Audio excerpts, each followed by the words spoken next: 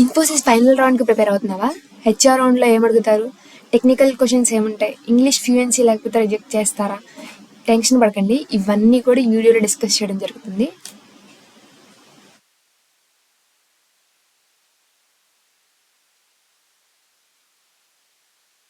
Welcome to Chandrika's guides పేర్. అసలు Infosys అనేది నెక్స్ట్ రౌండ్ మెయిల్ అయితే వచ్చింది కదా, దాంట్లో ఏమడుగుతారు, ఆ ఇంటర్వ్యూ ప్రాసెస్ అయితే ఎలా ఉంటుంది అనేది ఈ వీడియోలో నేనైతే క్లియర్గా ఎక్స్ప్లెయిన్ చేస్తాను. ఎక్కడ కూడా స్కిప్ చేయకుండా ప్రతి పాయింట్ కూడా నోట్ చేసుకోండి.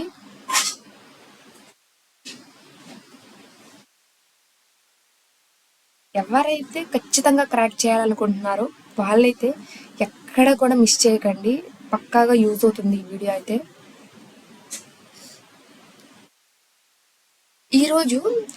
ఈరోజు ఆర్ కొంతమందికి అయితే డే ఆఫ్టర్ ఎస్టర్డే అయితే వచ్చాయి.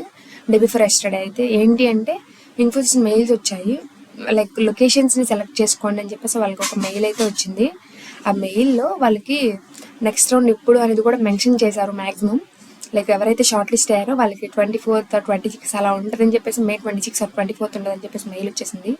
మీలో ఎవరెవరైతే మెయిల్స్ అన్ని రిసీవ్ చేసుకున్నారో వాళ్ళైతే తప్పకుండా కామెంట్ చేసేయండి.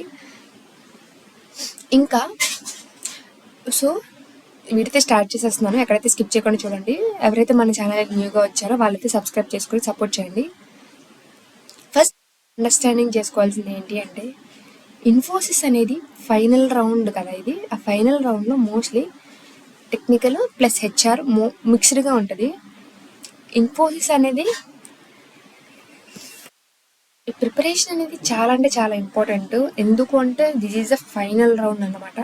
మనం ఒక రౌండ్లో అసెస్మెంట్ రాసి వెళ్తున్న తర్వాత ఫైనల్ రౌండ్ అయితే వాళ్ళు తీసుకుంటారు. దీంట్లో మంచి మంచి ప్యాకేజెస్ ఉన్నాయి కదా, డిఎస్సి రోల్ నుంచి మంచి రోల్స్ అయితే ఉన్నాయి, ఎస్పీ రోల్ వరకు. సో మంచి ఆపర్చునిటీ అండి, 24 బ్యాచ్ అయినా 5 బ్యాచ్ అయినా ఎవరికైనా కూడా, ఎందుకంటే చాలా మంచి ప్యాకేజ్తో అయితే వస్తుంది కదా. అండ్ లేటర్ ఫస్ట్ మనమైతే ఒకటి అండర్స్టాండ్ చేసుకోవాలి ఏంటంటే, ఇంటర్వ్యూలో మెయిన్గా అబ్జర్వ్ చేసే 3 థింగ్స్ ఏంటి. ఆ 3 థింగ్స్ ఏంటి అనేది నేను చెప్తాను, మెయిన్గా నోట్ చేసుకోండి. కమ్యూనికేషన్ ఒకటి, కాన్ఫిడెన్స్ అండ్ టెక్నికల్ నాలెడ్జ్ ఎలా ఉంది, ఈ మూడు మాత్రమే అబ్జర్వ్ చేస్తారండి.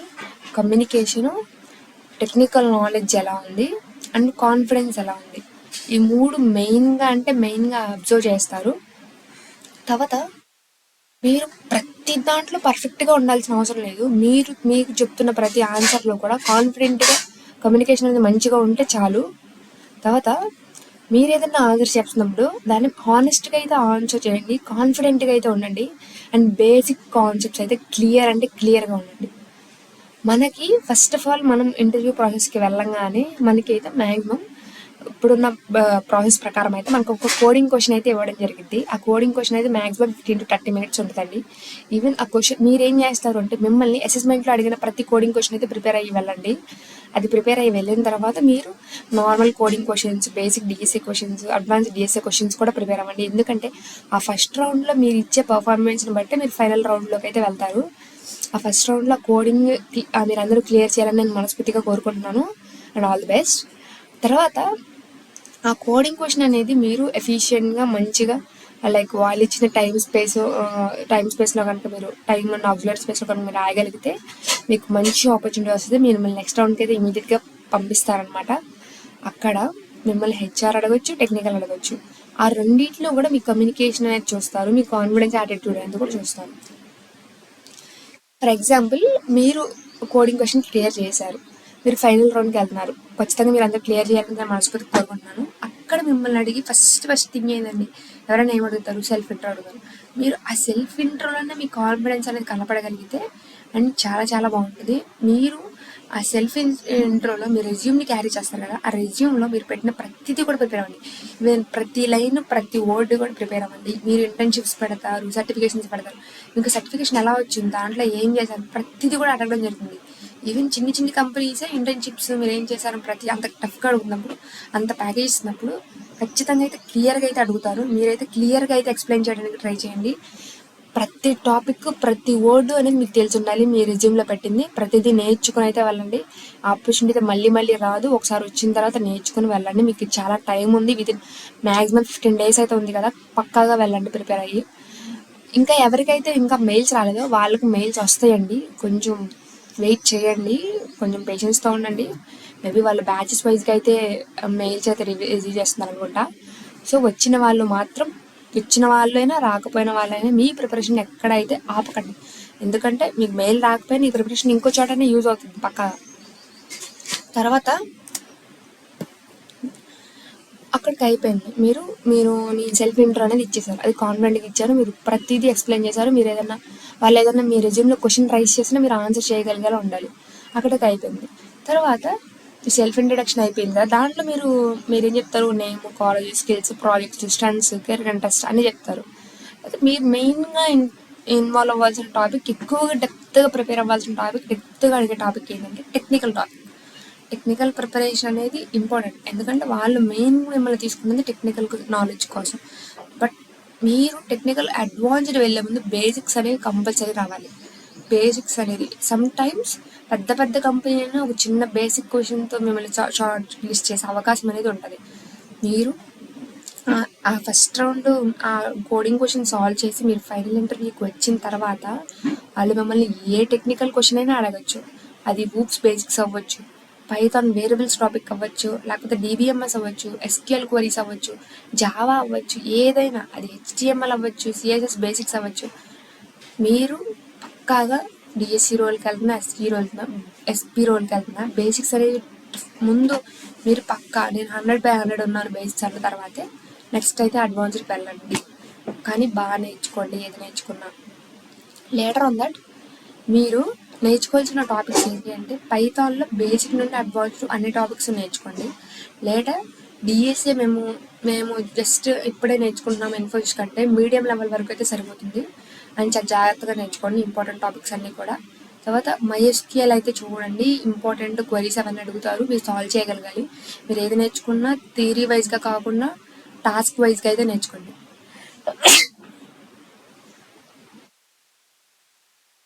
చాలా సమ్టైమ్స్ మీరు బాగా ఎక్కువ లెవెల్లో ప్రిపేర్ అయ్యి వెళ్ళిపోతారు. వాళ్ళు ఏమడుగుతారు, పాలిమార్ఫిజం ఇన్ పైథాన్ అడుగుతారు. సో మీరు బేసిక్స్ కూడా నేర్చుకుంటే అవి కూడా ఎక్స్ప్లెయిన్ చేయగలుగుతారు బాగా. సో వాళ్ళకి మీ అండర్స్టాండింగ్, మీ క్లారిటీ, మీ కాన్ఫిడెన్స్ అదంతా అర్థమవుతుంది. మీరు మెయిన్గా మీ ప్రాజెక్ట్, మీ బీటెక్లో or anything me own project చేసిన ఆ ప్రాజెక్ట్ అనేది మీరు A to Z ఎక్స్ప్లెయిన్ చేయగలగాలి. ఈవెన్ అడగకపోతే మీ రోల్ ఏంటి, మీరు ఆ ప్రాజెక్ట్లో ఒక టీమ్ లీడరా, ఒక టీమ్ మెంబరా, లేకపోతే ఇన్ఫర్మేషన్ అని ఎలా గ్యాదర్ చేశారు, ఇవన్నీ కూడా చూసుకోండి. తర్వాత ఆ ప్రాజెక్ట్లో మీరు ఏదైతే చేశారో మీ రోలు అండ్ దాంట్లో మీరు ఎలా ఒక ఛాలెంజ్ వస్తే ఎలా సాల్వ్ చేశారు అనే క్వశ్చన్ అడిగారు అనుకోండి, దాన్ని కూడా మీరు ప్రిపేర్ చేసి పెట్టుకోండి. ఈవెన్ నెక్స్ట్ వీడియోలో అయితే నేను questions plus important questions plus answers కూడా అయితే ప్రొవైడ్ చేస్తాను. మనకి ఆ ప్రాజెక్ట్లో మీరు ఏ టెక్నాలజీస్ వాడారు, ఏం ఛాలెంజెస్ ఫేస్ చేశారు, మీ రోల్ ఏంటి, మీ కాంట్రిబ్యూషన్ ఏంటి, ప్రతిదీ కూడా అయితే అడగడం జరుగుతుంది కదా. అదైతే మీరు ప్రిపేర్ అయ్యే వెళ్ళండి. తర్వాత మనకి ఇంపార్టెంట్ అండి, చాలామంది మిస్టేక్ చేస్తారు, టెక్నికల్ అంతా ప్రిపేర్ అయ్యి కమ్యూనికేషన్ దగ్గర పోద్ది, అదేంటి HR క్వశ్చన్స్ని వదిలేస్తారు. అప్పుడు మీరు ఏం చేయాలి, అలా మీకు అవ్వకుండా ఉండాలంటే అసలు మీరు వెళ్తుంది ఇన్ఫోసిస్ కంపెనీకి కదా, ఈ కంపెనీలో మీరు మెయిన్గా అసలు కంపెనీ గురించి తెలుసుకోండి. కంపెనీ బేసిక్ క్వశ్చన్స్ ఉంటాయి, అసలు వై షుడ్ బి హైర్ అనే అసలు అలా ఉంటాయి కదా, అవి అయితే మిస్ కాకండి. ఎందుకు, కంపెనీ బ్యాక్గ్రౌండ్ గురించి తెలుసుకోండి, లైక్ ఆ స్ట్రెంగ్స్, వీక్నెస్ ఏంటి, లైక్ ఆ కంపెనీ అనేది ఫండ్స్ ఎలా ఉన్నాయి, లేకపోతే కంపెనీ గ్రోత్ ఎలా ఉంది, కంపెనీ గురించి ఏదన్నా అడిగితే మీరు పక్కగా చెప్పేలా ఉండాలి. మీరు are you ready to relocate అని అడగచ్చు మీరు ఫ్రెషర్స్ అయితే. సమ్ టైమ్స్ లైక్ మేము బెంగళూరు ఇస్తాము, మీరు ఏపీ క్యాండిడేట్, లేకపోతే మీకు హైదరాబాద్ ఇస్తాము, మీరు బెంగళూరు క్యాండిడేట్ అంటే మీరు పక్కాగా చెప్పండి అండి, I will relocate, I believe that this is the best opportunity. అట్లా చెప్పండి. మీరు ఆ క్వశ్చన్స్ని ఒక ఆపర్చునిటీ వస్తుందంటే ఎక్కడ లొకేషన్ అనేది చెప్పేసి కన్సిడర్ చేయకుండా, ఇక్కడ వన్ థింగ్ అండి, ఆర్టిఫిషియల్ ఆన్సర్స్ అయితే ఇవ్వకండి. సింపుల్గా జెన్యున్గా అయితే ఆన్సర్స్ అనిపించాలి, ఆ జెన్యున్ ఆన్సర్సే ఇవ్వండి. ఫర్ ఎగ్జాంపుల్ వై ఇన్ఫోసిస్ అంటే ఇన్ఫోసిస్లో learning opportunities and career growth నచ్చిందని చెప్పండి. Why should be hire you అంటే quick learner, hard working and adaptable అని ఎక్స్ప్లెయిన్ చేయండి. అది మీరు చెప్పే ఆన్సర్ అనేది వాళ్ళకి జెన్యున్గా అనిపించాలి. లైక్ ఏదో బట్టి పట్టేసి ఎక్స్ప్లెయిన్ చేస్తున్నట్టు అయితే అసలు ఉండకూడదు.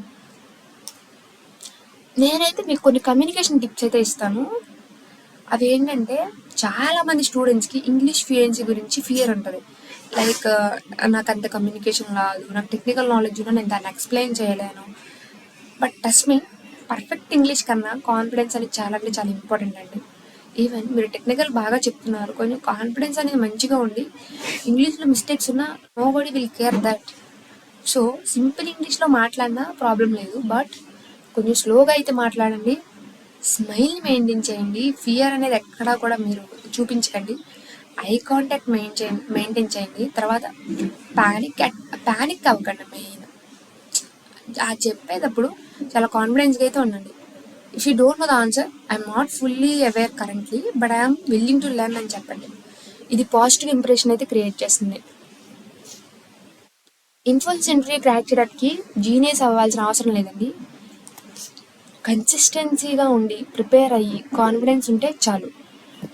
నేనేం చెప్తానంటే, మీ రెజ్యూమ్ని రెడీగా పెట్టుకోండి, మంచిగా ఫార్మల్లో వెళ్ళండి. అక్కడికి వెళ్ళిన తర్వాత మీ సిస్టమ్ అంతా జాగ్రత్తగా చూసుకొని మీరు ఆ కోడింగ్ క్వశ్చన్ని క్లియర్ చేసుకోండి. తర్వాత positive mind set. Actually small village or Telugu medium background నుండి వచ్చిన స్టూడెంట్స్ కూడా డెఫినెట్లీ క్రాక్ చేయగలరు. మీరు ఏం భయపడకండి. కాన్ఫిడెన్స్, బేసిక్స్ ప్లస్ కమ్యూనికేషన్ అంటే మీరు పక్కాగా సెలెక్ట్ అవుతారు. మీరు అందరూ సెలెక్ట్ అవ్వాలని ఖచ్చితంగా కోరుకుంటున్నాను, ఎవరైతే వీడియో చూస్తున్నారో. సో డైలీ కొంచెం ప్రాక్టీస్ చేయండి. కొంచెం చాలా అంటే చాలా ప్రాక్టీస్ చేయండి. Lot of time, 15 days nearly mock interviews attend అవ్వండి, కాన్ఫిడెన్స్ పెంచుకోండి. If this video help you, like చేయండి, షేర్ చేయండి, అండ్ ఛానల్లోని సబ్స్క్రైబ్ చేయండి for more career and placement videos. All the best for your Infosys interview. All thank you.